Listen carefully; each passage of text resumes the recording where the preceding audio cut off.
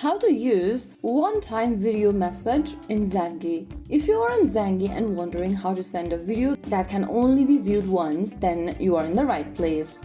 First of all, launch open the Zangi application on your smartphone or your tablets. And once you're inside the home page, make sure that you're logged into your account, and once you're in this chat screen appearing on the screen, go ahead and select a contact or a chat you want to send the one-time video message on.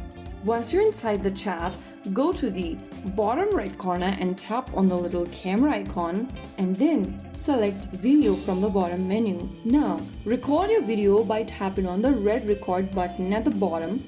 Allow necessary permissions, and once you are done recording the video, you'll see your video preview on the screen.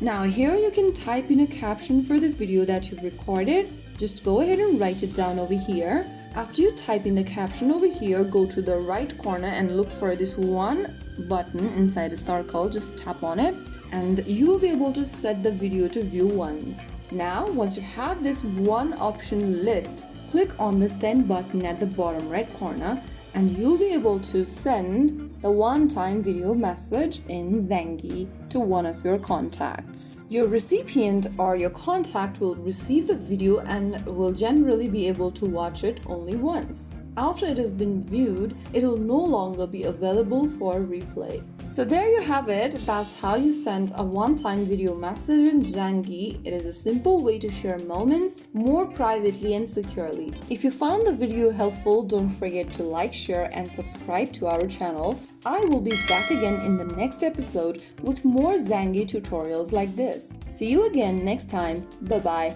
Thanks for watching.